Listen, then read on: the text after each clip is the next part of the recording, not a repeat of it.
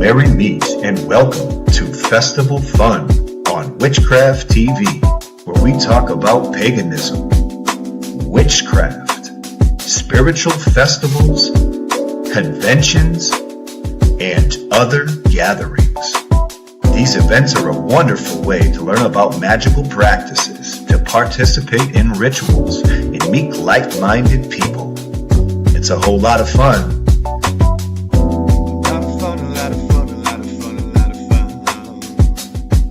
With your host, A.C. Fisher and Harold Sanford Carter III. Welcome to Festival Fun.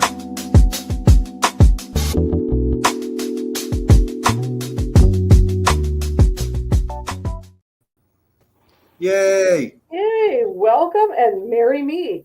For the next 3 months, we're going to be talking about HexFest, which is a weekend of witchery.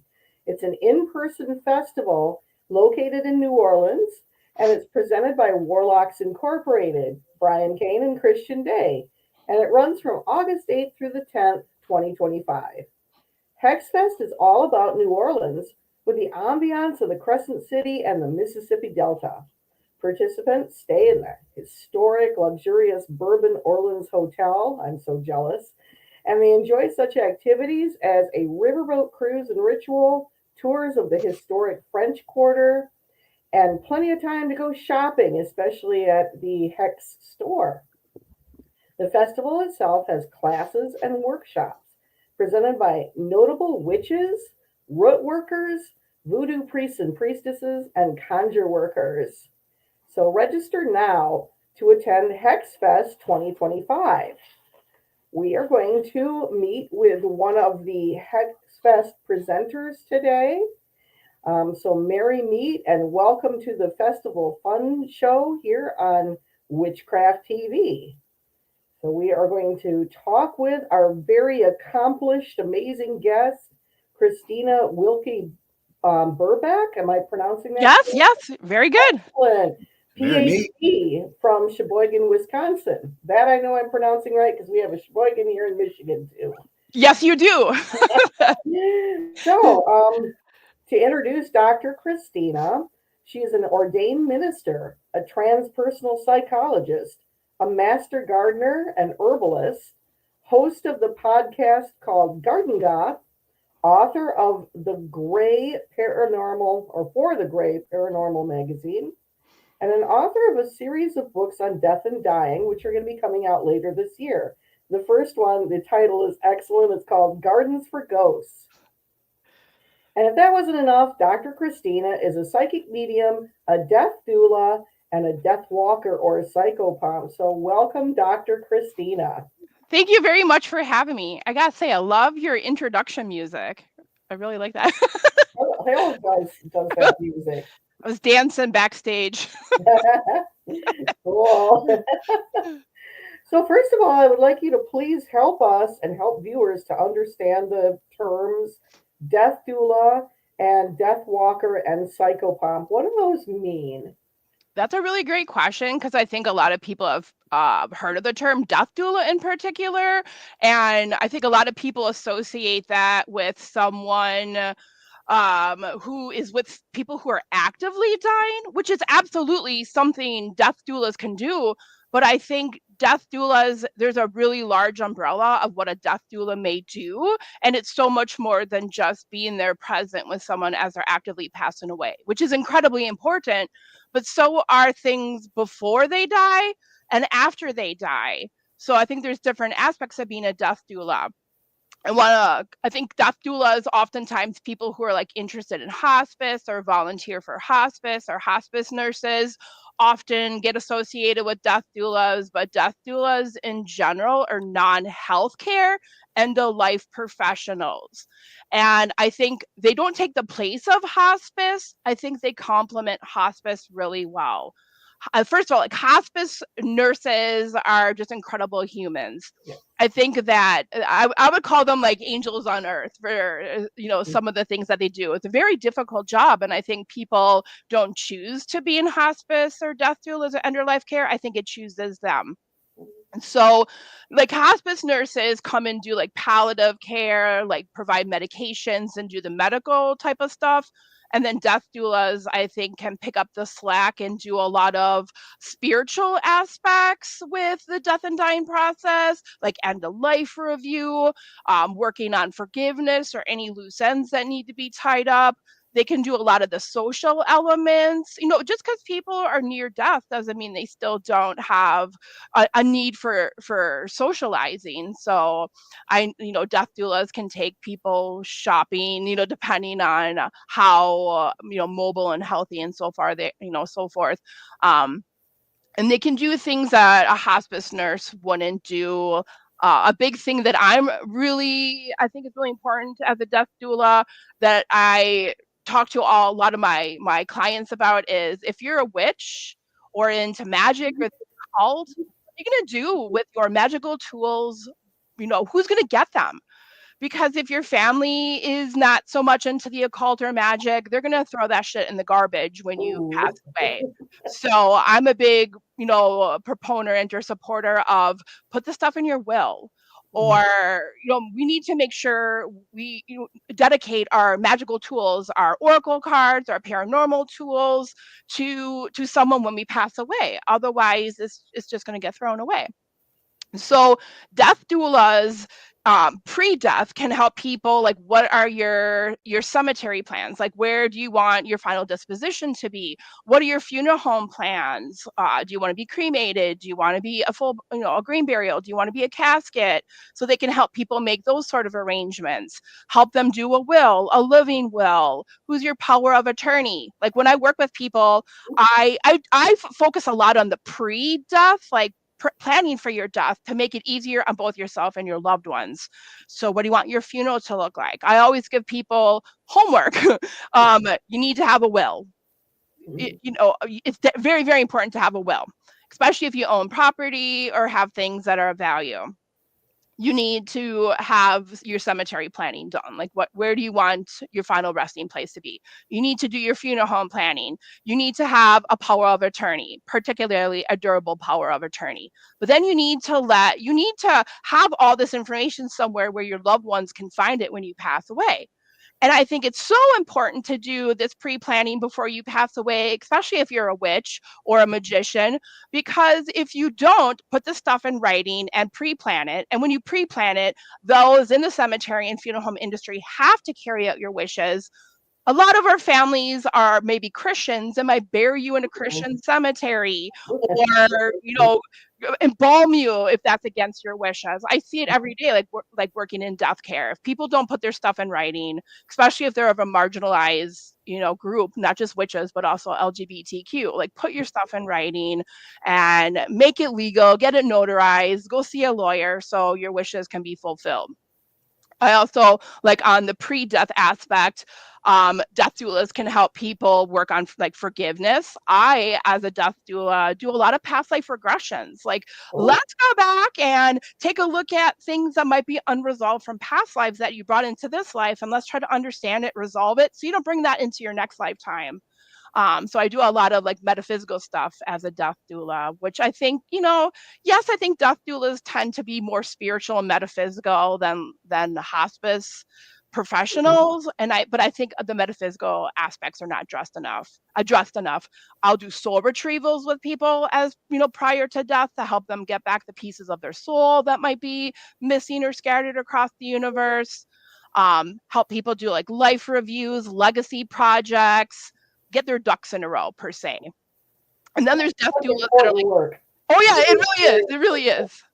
Yeah, I'm a planner, so you can plan every aspect of your life, including your death. So, and that's something I'm a big advocate for. I think the more you have things planned ahead of time, just the easier it is, and your loved ones can focus on remembering you and grieving you instead of where is this money going to come from? What are their wishes? What do they want? We don't even know. Right. And then death doulas in the active process of dying, like hold vigil and are there as someone holding space as they're actively passing away. And then like right after death, helping them cross over to the spirit world, so they're not stuck on the earth plane, unwinding energy, like cleaning up and closing the chakras so they can't come back to their body, or they're not still attached to their body. And then death doulas also can be very involved in after the death, funerals, home funerals. Working in the death care industry, I know a lot of funeral directors really dislike the death doula movement, because death doulas are taking a lot of the power back from funeral directors and putting it with the family. There's definitely a trend for family orientated and family directed funerals, which funeral directors get very competitive over because they think you're taking their business away from them. Yes, it's all about money. but like death doulas can help families do home funerals, do home wakes. Like that's the way it always was up until about 100 years ago. We had our funerals and our wakes in our homes, and the family was involved. And I don't think a lot of people realize you don't need to call the coroner, the medical examiner for 24 hours after someone passes away. So a death doula can help a family spend that time right after death, cleaning their loved one, washing their loved one, blessing their loved one, just being there. So death doulas can do a lot before, during, and after death. And I think society just often thinks of death doulas like they're actively dying, but there's so much they can do as a death doula. And then a death walker, and I'm not sure how many people have heard of this term unless you're like actively in the like death doula or That was magical brand new community. to me. I knew what a psychopomp was, but I Okay, didn't know cool. what a death walker is. So a psychopomp is often associated with death, but really can be associated with birth or any life transition. A psychopomp is a soul guide, and that comes from it's a Greek term in Greek mythology. So just popping in my head, an example of a psychopomp would be like the Valkyries. When someone passes away, they take them to Valhalla. So there's psychopomps in all different mythologies. So a psychopomp is a soul guide. So they can bring you into this world when you're born. If you're going through like major life transitions, like a spiritual awakening or psychic awakening, or starting a new job, or having a child of your own, or moving, they can guide you in like large, big events in your life that they're often can be present for. But then they're also there when your soul transitions from the mundane world into the spiritual world. So is a psychopomp. So a death walker, and this is really, so like my specialty is the dead, working with dead bodies. That sounds so crude. working with the dead, working with souls of the dead. So a death walker can kind of be in the same realm as like a medium, but there's a striking difference where mediums bring souls to them, like conjure souls to them to communicate. A death walker goes to the souls, goes to the spirit world. So kind of some of the techniques of a death walker might be like astral projection or journeying into the spirit world. So I go to them. And why would I go to a soul? Often they're stuck.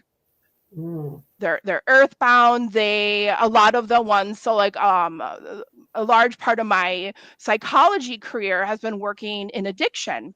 So when people overdose and die, when people have accidents, when they suicide, then sometimes they don't realize they're dead and they're confused and they're earthbound. So a death walker can go to the spirit world and communicate with them. Hey, let them know they're dead, give them their options. And because they don't, they have free will too. They don't have to cross over, but give them their options and encourage them to cross over into the spirit world. So death walkers go to the spirits. They go to the different realms of the astral world and the spirit plane, etc. We could have used you a while ago because we bought this old wood stove, an old wood cook stove, and it had a spirit attached to it. And she wanted to cross. She was Christian. She wanted to go to heaven, but she thought that she had done sinful things in her life and Yep. wasn't really ready to transition. And, we'd always smell food cooking. Then eventually she felt comfortable enough to leave, but it would have been helpful had we had somebody like you to help her transition. Sometimes I think people, like I know some people that have spirits in their homes or objects with attachments, and people just get used to it and think, oh, we'll just cohabilitate. No, they're not supposed to be here though. They're supposed to cross over. They're supposed to go to the spirit world and then start their journey of reincarnation and all that all over again. So when they get stuck, I think we stop their immortal soul journey. Right, right. And she And wasn't like spooky or dangerous or icky or anything. She was just there, but I could sense she didn't want to be.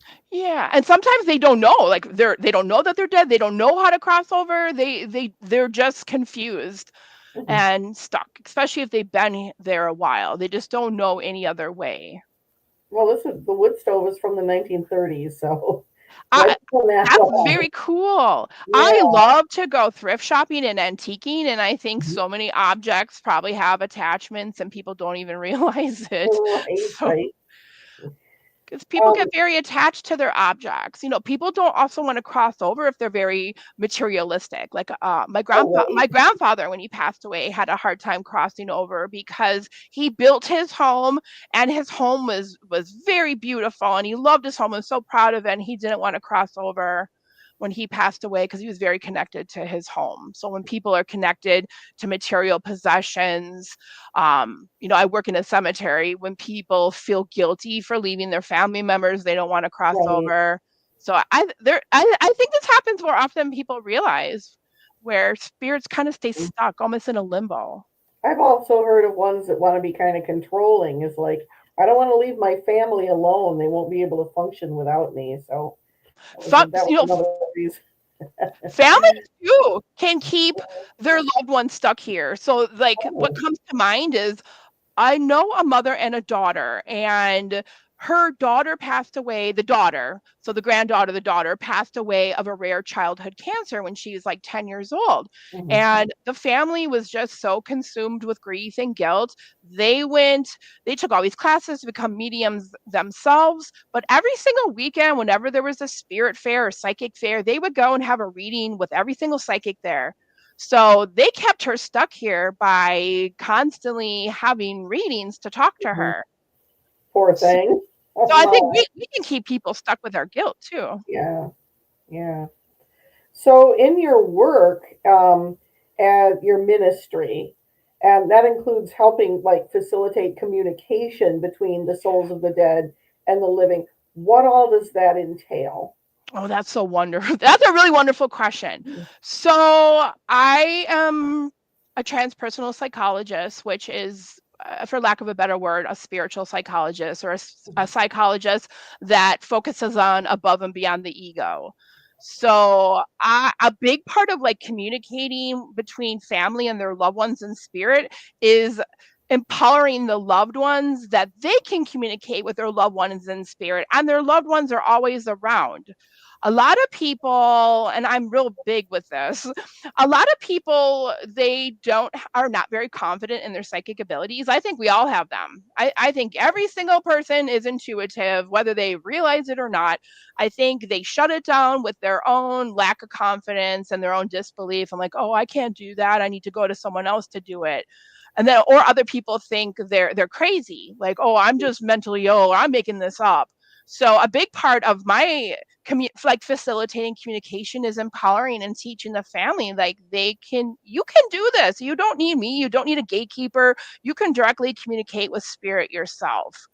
Um, Otherwise, I think another way to answer your question is I find, especially with grief work, that people being able to have messages passed to them from their loved ones that they're okay, they're happy, they're in a good place, they're still around, they're still watching them, can do so much for helping to ease grief. Passing along those messages in that way. We have a question from Yeah.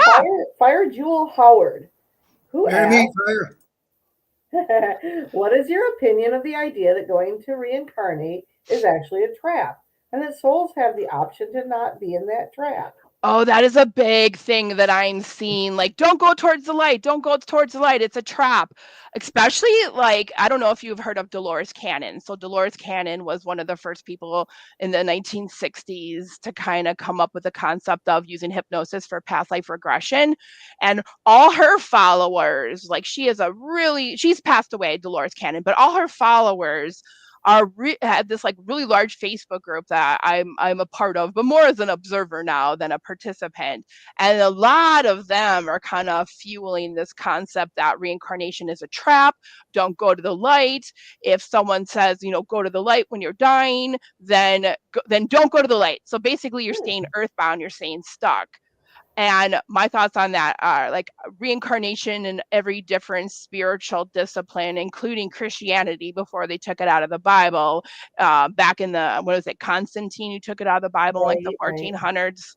Every spiritual belief system believes in reincarnation. Mm-hmm. And I feel that it is an incredibly important part of the soul's journey. Now, you might not reincarnate back on Earth. You might reincarnate on a different planet or a different, solar system or a different universe. But I personally think our souls keep on reincarnating. When we're done on the 3D level, we keep reincarnating in the higher levels till eventually we become one with source, universal mind, whatever you want to call it. So that's to answer her question, I believe that's a toxic new age concept. And I don't have much good to say about new age beliefs. I think a lot of them are very toxic, disempowering, toxic positivity, people who pick and choose what they want from other spiritual traditions and whitewash it. So that's I think a very toxic new age concept that I've seen around the past couple of years. Okay, well, thank you for the answer for that. Okay, here we go. How do you undertake, pun intended, your mediumship? Like, explain the process of mediumship or a seance. I love by the way, I loved all your questions. When you sent them to me, I was like, these are awesome. I think people think it's harder than it really is. You do not need, and this is once again my opinion, and I want to preface this by like, I didn't believe in any of this stuff back in, I was very curious about witchcraft and witchy stuff and the occult and all that in my teens, but then in my 20s, I didn't believe in any of this. I was an atheist. I believed when you died, the lights went out. I thought like psychics and mediums, growing up with Miss Cleo on TV, like that's all bullshit. I don't believe in any of that kind of stuff until I had some unexplainable experiences that I had to reframe the way that I looked at the world. My experiences challenged my world belief. So I absolutely believe in this kind of stuff now. So if I can do this, anyone can do it because I didn't believe in any of this. It's not as hard as people think it is. I don't think you need to do any special spell work. I don't think you need a photograph or an object of the loved one. I think they want to communicate. I think they're always there. It's just like picking up a telephone. All you got to do is pick up the telephone, have the intent, who am I calling, pick up the telephone and dial. All you need to do is just think of them and they're there.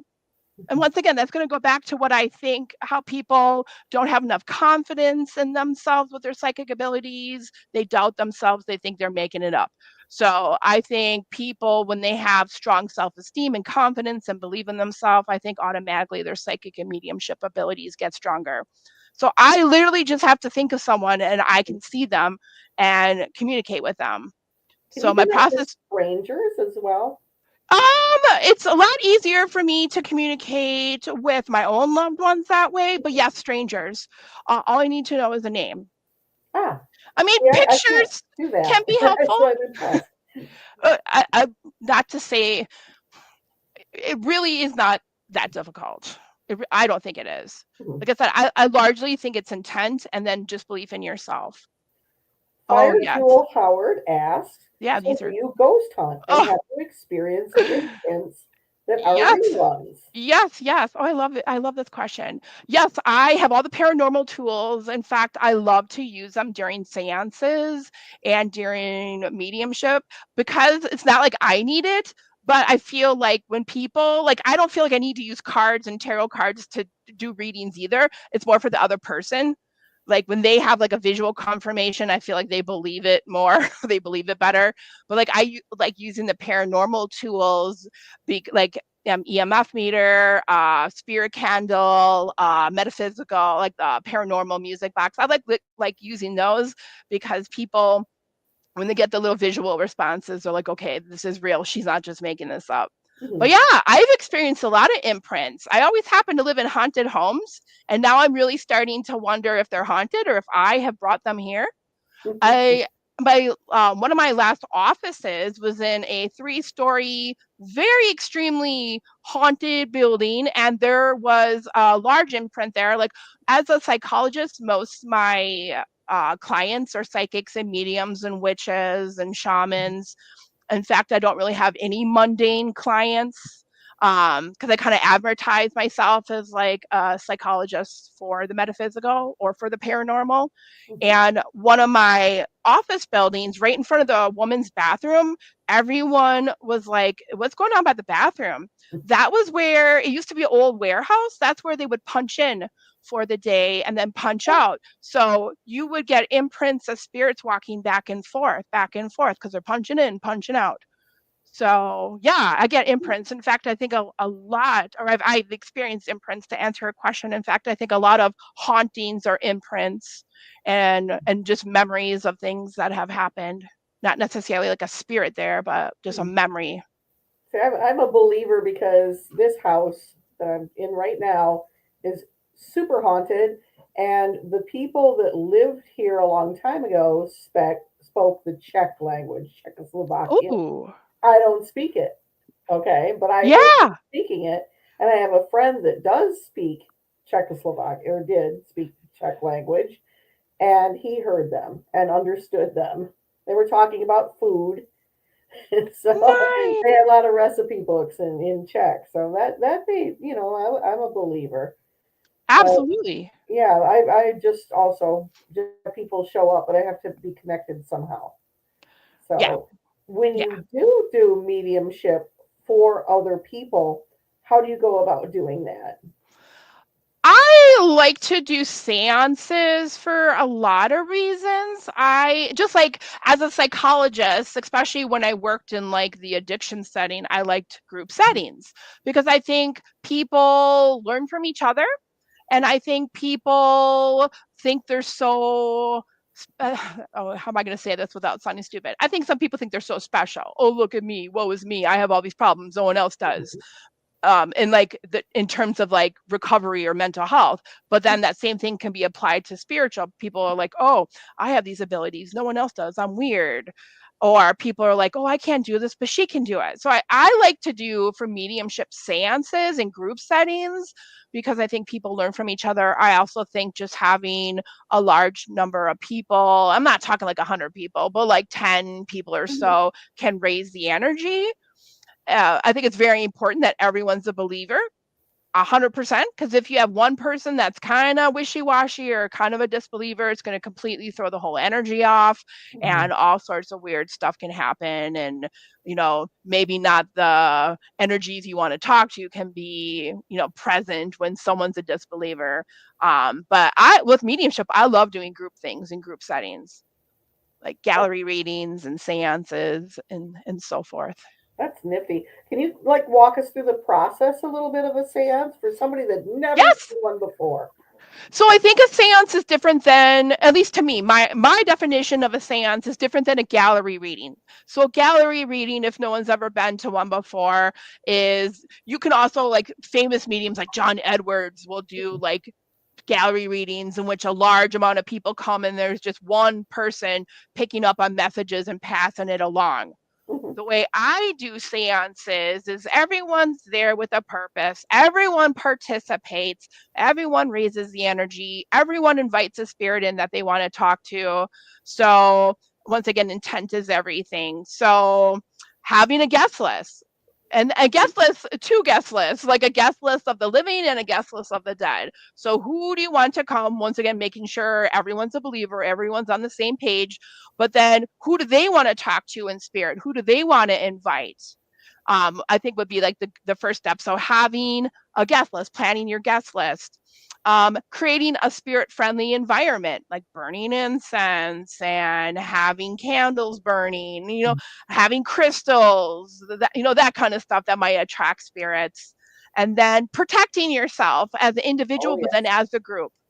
And you don't want to like protect yourself so much that nothing comes through, but it is very important to protect yourself. So have everyone like bubble themselves, or, put a cloak of protection around them. And then like I'll cast a circle. So then the whole group is protected, and encourage everyone, like, don't leave the circle once we get started, and, try to all stay here and stay present, and then leave when we're all done.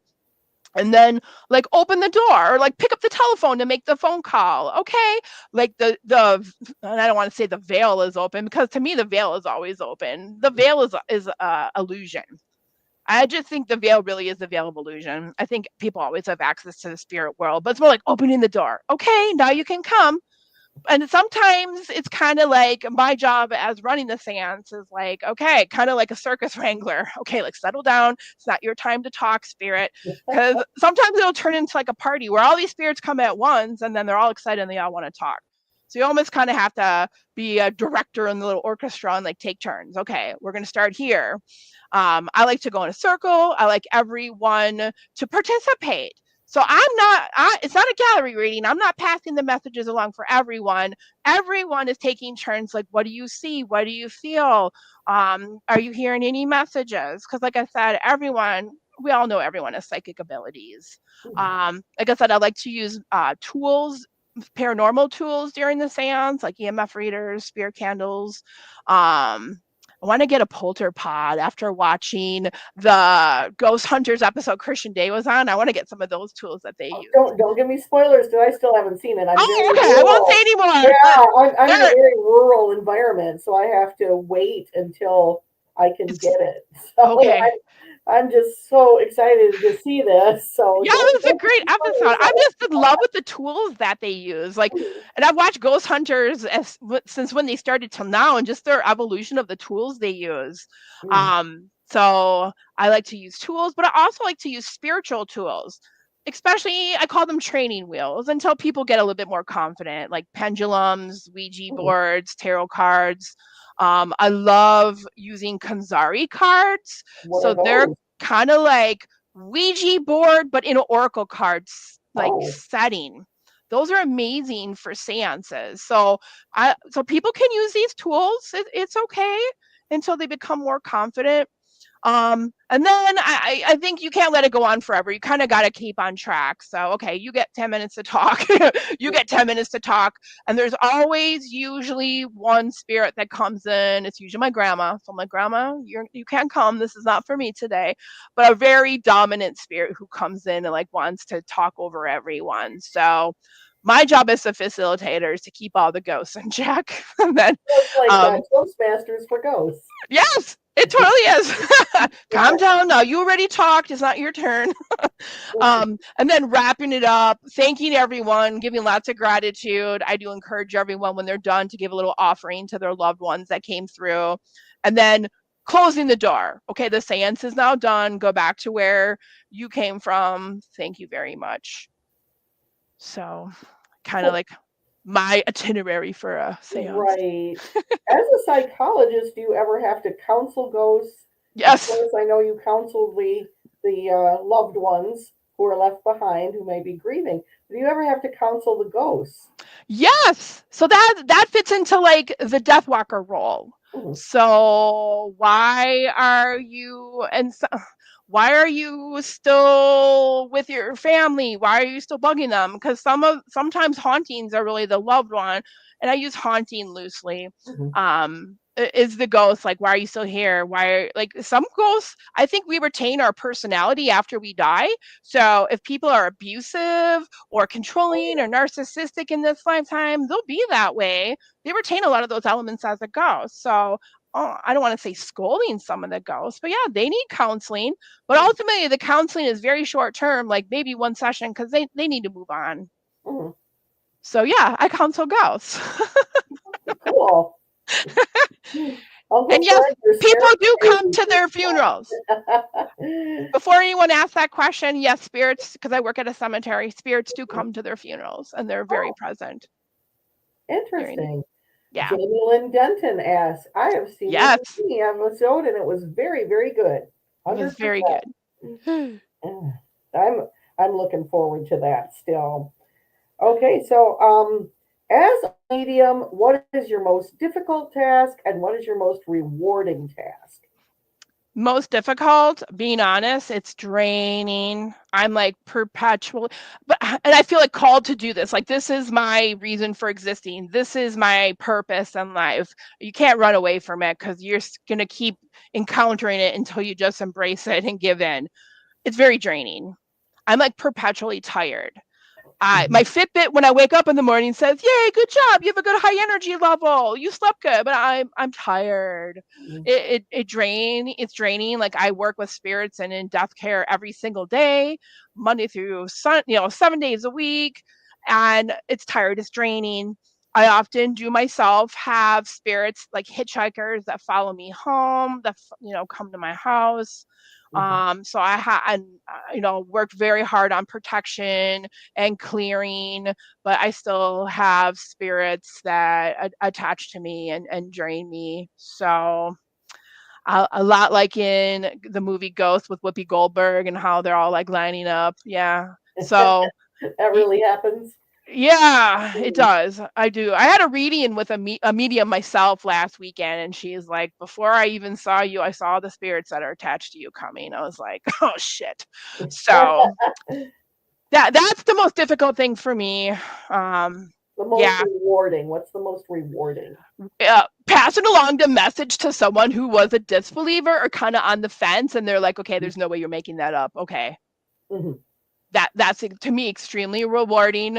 Yeah, it kind of is a little, I'm not gonna lie, on your ego, like, yeah, I pass it along, or I like, they believe me, but just for them, when a non-believer kind of becomes a believer, or Right. at least a partial believer, I think that is very rewarding. I see from your bio that you work primarily with death entities or chthonic. I hope I'm Yeah. pronouncing that correctly. Entities and deities. So, what are some of the underworld deities whom you work with? So since I love plants and I love death, Persephone, I don't think it's any surprise to anyone who knows about Persephone, is my patron goddess. Yeah, I love Persephone. I am definitely her servant. Hecate, of course, she works very closely with Persephone, but like Hecate's hoard and all the energies connected to Hecate, not just Hecate, but everything she represents.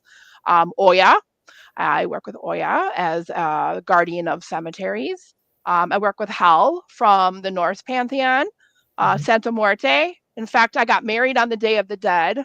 So I love Santa Muerte. A newer one that has kind of become interested in me is Nephthys, Isis's sister from the Egyptian pantheon. She's more of a funerary and grief goddess. So she's kind of been like, "Hey, what's going on?" So she's one I'm looking forward to building a relationship with. Then I also work, I don't know if I would consider these like underworld deities, but more maybe kind of associated with death, like the Morrigan and Freya. Um, yeah, I've been told the other day that I spend a little too much time focused on death and dying and in the underworld. So I'm looking forward to spring so I can focus a little bit more on life and plants and that sort of stuff. But yeah. Well, that's a good segue about your gardening Yes. aspect. I'm a homesteader, so this is of particular interest to me. So I'd like to know a little bit about your herbalism, heirloom gardening. For viewers who might not know, is preserving species that might have gone extinct if somebody didn't cultivate them. But I want to know especially about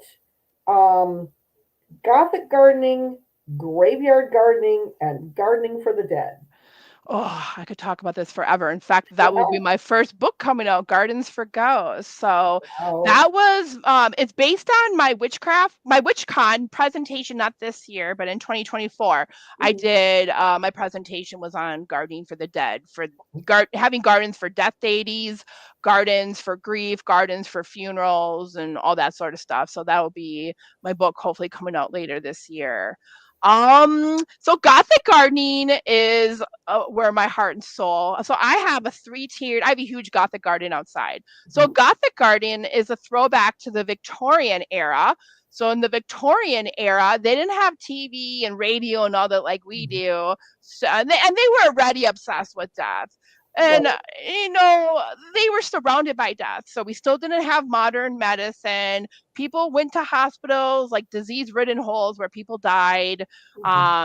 People started planning their death from a young age because they had tuberculosis, consumption, like they had a lot of diseases. So a lot of people died, and people died, sometimes quite young.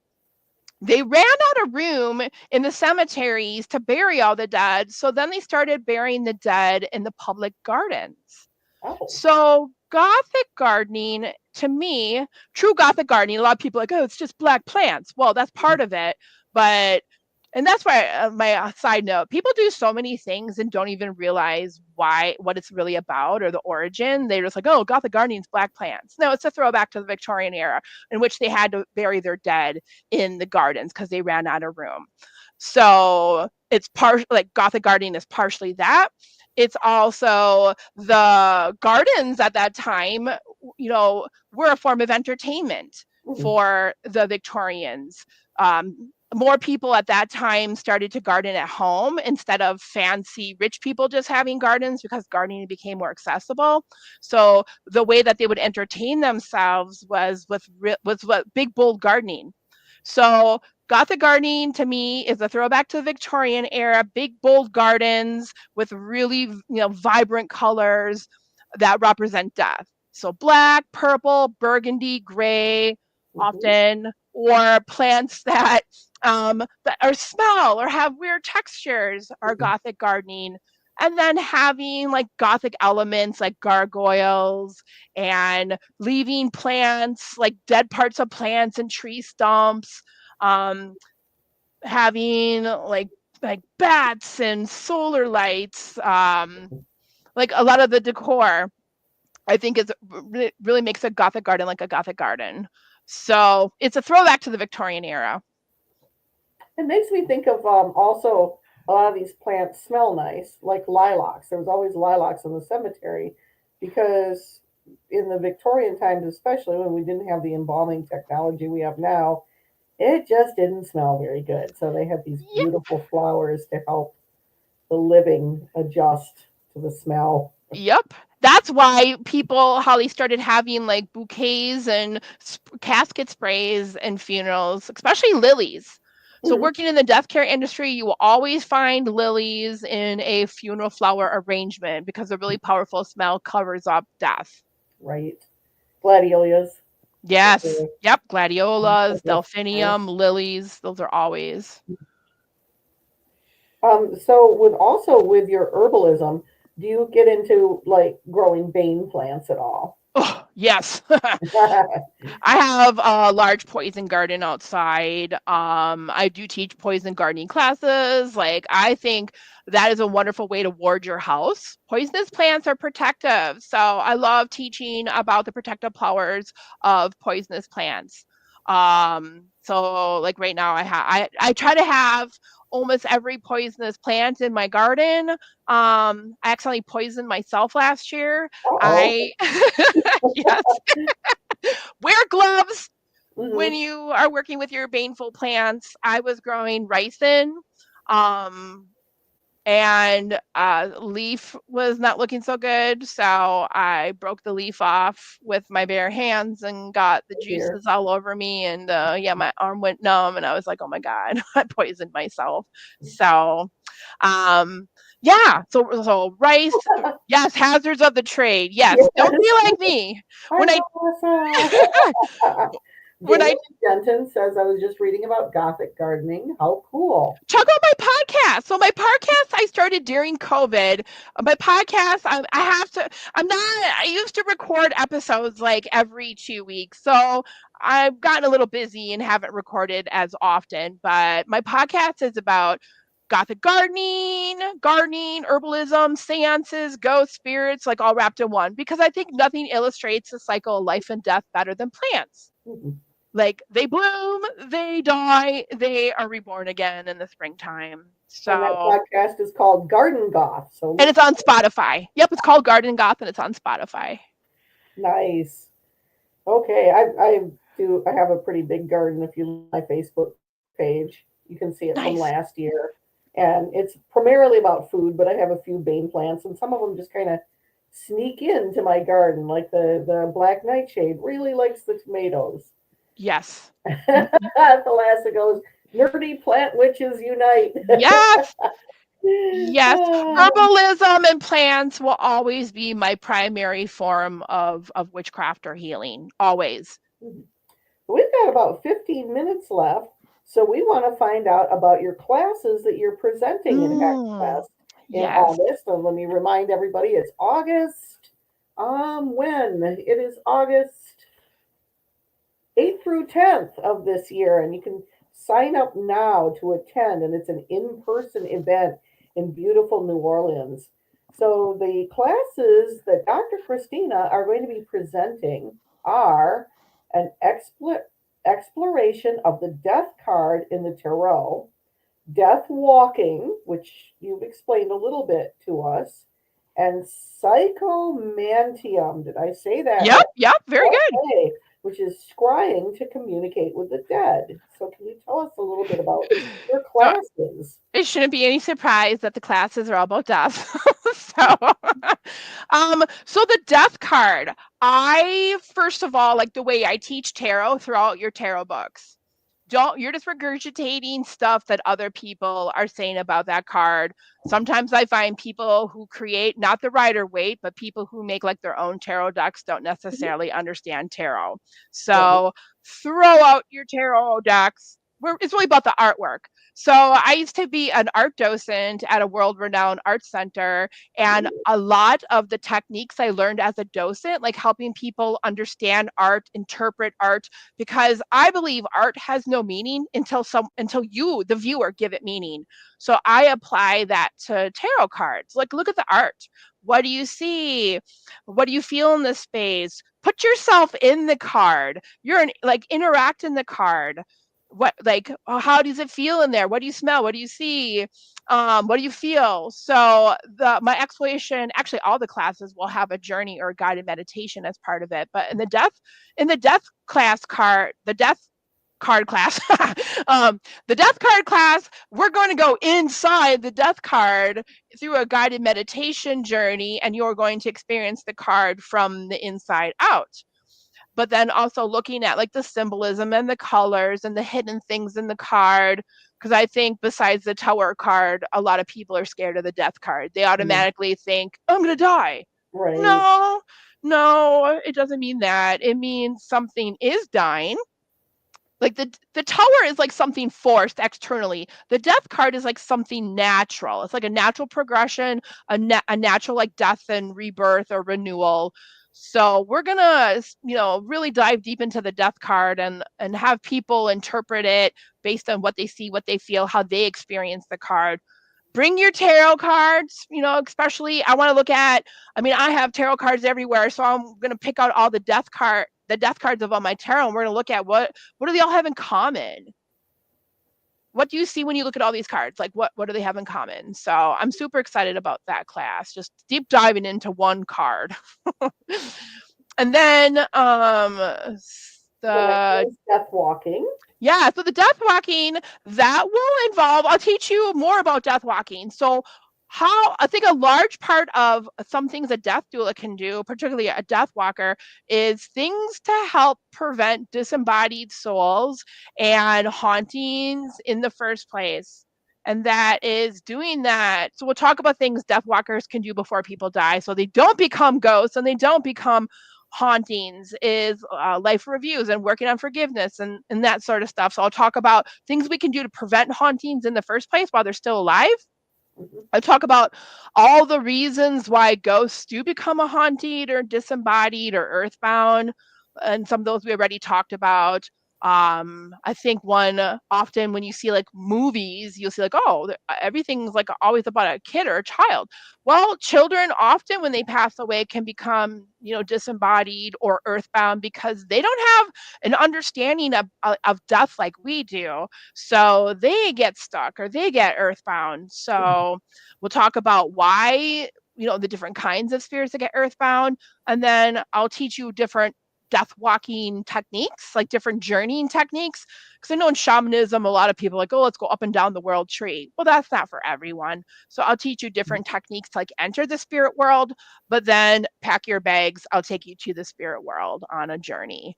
And then, we'll do a little bit of work there. I'm super excited about all this. Then the psychomantium, I'm excited about everything. So that is actually based on Greek mythology, but like revamping a more modernization of it. So Temple of Hades and Persephone, people would go there into the cave and they'd have big cauldrons of water in which they would, in a very dim, obviously you're in a cave, so a very dim setting lit by candles, look into the cauldron and use, rudimentary forms of scrying in which they would communicate with their loved ones through like their faces and apparitions and images appearing in the water. Well, a psychomantium is based on that concept. Raymond Moody, I believe, was a psychologist back in the 1970s who kind of took that concept and used it as a tool for grief and loss to communicate with spirits. So a psychomantium is using a mirror, it's a form of scrying, using a mirror in a dark room. And you tilt it such a way, and then you use it to communicate with spirits. So in that class, I'll go over like the history based in Greek mythology, and I'll go over Raymond Moody's work. And then I'll have mirrors, but if you have even like a little compact mirror, a little mirror, bring along with you to that class, because we'll turn all the lights off and do some psychomantium work. Because I think it's so, once again, I do a grief group, I host a grief group, and I think being able to communicate with spirit yourself is a really large component of healing from grief. So that's what that class is all about.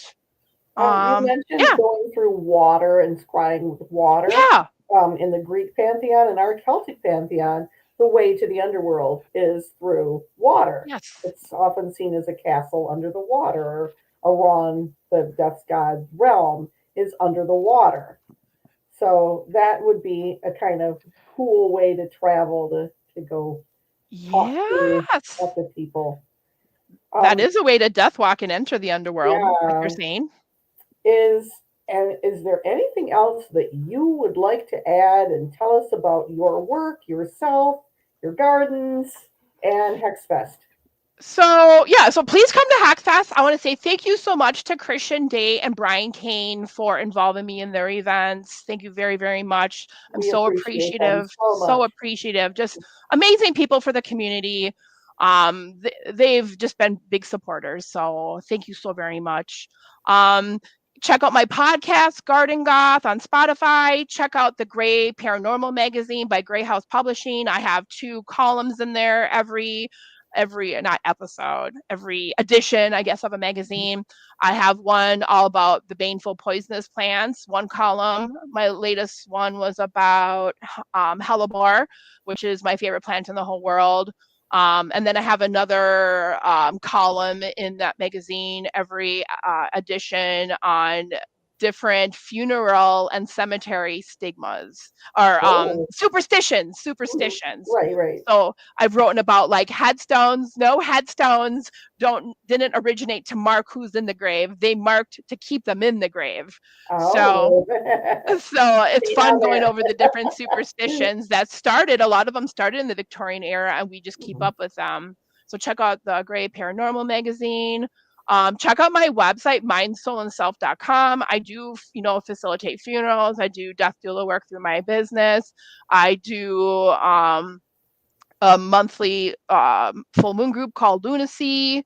The next one's on Monday. I have hundreds of online downloadable classes on my website, and then I do see people individually. So I work at the cemetery full time, and then my when I come home at night on the weekends, I see clients and teach classes. So. And your book is coming out hopefully later this year. It's supposed to come out around October, Halloween time. Perfect. Gardens for Ghosts. Who is the publisher? Grey House Publishing. Okay. So it's a small Erica Block. She is a publisher. She's award-winning publisher who's worked in the industry for 25 years. And I think last year she started her own publishing company. So it's a small independent publishing company called Grey House Publishing. Okay. Well, we thank you so much, Dr. Christina, Yay! coming to visit with us on Festival Fun and our special segment all about HexFest in New Orleans. It's coming up August 8th through 10th of this year. So register now and go and be part of the learning and the experience and the fun. There's going to be a lot of fun stuff too. Yes. I can't wait for that riverboat ride. That's going to be the real highlight. I've heard that they're going to go and visit some of the graveyards down there in New Orleans. And I will be there. Also, are you going to be a part of WitchCon next year? Yes. So my class for WitchCon is also on death and dying. Woo, so surprised there. I'm doing a class on death astrology charts. So a lot of people are familiar with birth charts, but I'm going to cover death charts, looking at when someone passes away. Yeah, that's something that isn't done much. So that's interesting to. I don't think anyone else does it. Yeah, that's something really unique. So I'm very excited. Cool. Yeah. And are you going to be part of the spectral evidence? I talked to Christian ahead of time about my class ideas, and I submitted. So my class hopefully will be on dreaming the dead. So dream work as a way to communicate with spirit. Mm-hmm. I'm going to kind of take an opposite track of if you have entities in your house that are being a little intrusive, and you don't mind them there, but you do mind them peeking in on you in the shower. Uncle Ray, could you have some boundaries here? Or banishing the ones that are kind of icky. Yep. And I don't mean gently guiding them to the underworld. I mean, you're icky, go away, so that's what mine's going to be about. Nice. So I will be there. Thank you. That's going to be coming out in this October from the 3rd to the 5th. It's the first weekend in October. Like WitchCon, it's going to be online, and it's also facilitated by Warlocks Incorporated, Christian Day, and Brian Kane, who've done so much to bring all these wonderful speakers and teachers to the public. And you can join us online. You don't have to travel. But if you do want to go to if you do want to go to HexFest, that's a great traveling experience. Yes. So we hope that many of us can all go and join. So looking forward to it. Yeah, and if anyone watching, friend me on Facebook or follow me on Instagram. You seized up there for a minute. Could you repeat that, please? Yeah, if anyone watching, feel free to friend me on Facebook or follow me on Instagram. Will do. You have to look at all my fart jokes and garden stuff. Yes, I'm all about that. Well, thank you so much, Dr. Christina. We really appreciate you being here. I very much appreciate the opportunity. Thank you. Well, I'm glad you enjoyed it. And thank you to all of our viewers for tuning in. This is Witchcraft TV and the Festival Fun Show. So I don't know where Harold went, if he wants to do that. No, I'm right here. I appreciate you coming on, Christine. Make sure y'all register for that HexFest for August 8th and 10th. And make sure you keep it right here on www.witchcrafttv.online, where we are a fair representation of all pagan, witch, and magic paths. Merry part for now. Thank you so much, Christina. Merry part. Thank you. Good night.